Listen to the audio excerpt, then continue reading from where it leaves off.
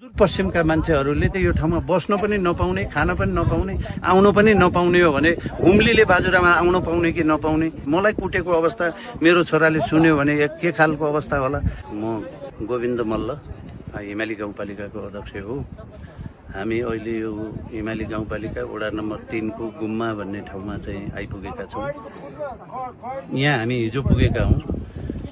आज बिहान हुम्लाको सिडिओ डिएसपी र बाजुराको डिएसपीसँग समेत समन्वय गरेर खारपुनाथ गाउँपालिकाको अध्यक्षसँग समन्वय गरेर उहाँको हुम्लाको मान्छेहरू यहाँ हामीहरूलाई जान नदिने, रानीसेन जान नदिने, यहाँ आउनु पनि नदिने भनेर बाटोमा लागेका छन् भन्ने कुरा सुनेपछि हामीले सबैसँग समन्वय गर्दाखेरि ती मान्छेहरू उता आफ्नो गाउँतिर गइसके, तपाईँहरू जानुहोस् भनेर सुरक्षा निकाय र त्यहाँको सम्बन्धित पालिकाको प्रमुखले भनिसकेपछि चाहिँ हामीहरू गयौँ। म त अलि पछाडि गएँ र हाम्रो टोली 20-22 जनाको टोली चाहिँ मसँगको टोली थियो। हिमाली गाउँपालिकाको केही कर्मचारी, जनप्रतिनिधि, पत्रकारहरू हुनुहुन्थ्यो।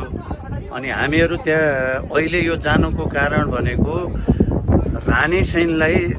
रानीसेन पर्यटन प्रवर्धन गर्नका लागि हामी लागिराखेको हो 76 सालदेखि। अनि पटक पटक पहिला हामी 76 सालमा गएर त्यहाँ कार्यपालिकाको मिटिङ राख्यौँ।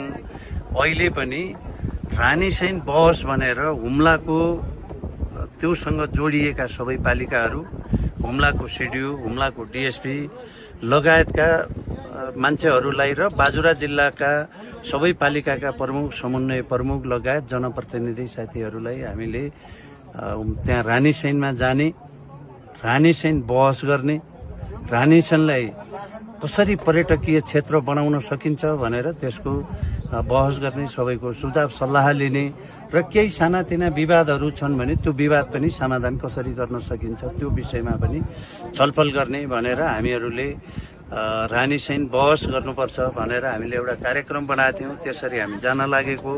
त्यही जाने सिलसिलामा धनगढी उपमहानगरपालिकाको मेयर साहबसँग समन्वय हुँदाखेरि उहाँले म पनि आउँदैछु, त्यसो भए सँगसँगै जानु पर्ला भन्ने कुरा उहाँहरूको टिमले भनेपछि अनि हामीहरू 2-4 दिन पर्खिएर उहाँहरूसँगै हामी सँगसँगै उहाँहरूको टिम पनि 30-32 जनाको टिम, उहाँहरूको त्यत्तिकै 20-25 जनाको टिम हाम्रो गरेर हामीहरू हिँड्दै थियौँ। केही गाउँका मान्छेहरू थपिएर अझै त्यसमा चाहिँ 10-15 जना मान्छेहरू अरू पनि थपिएर हामीहरू जाँदै गरेको अवस्था थियो।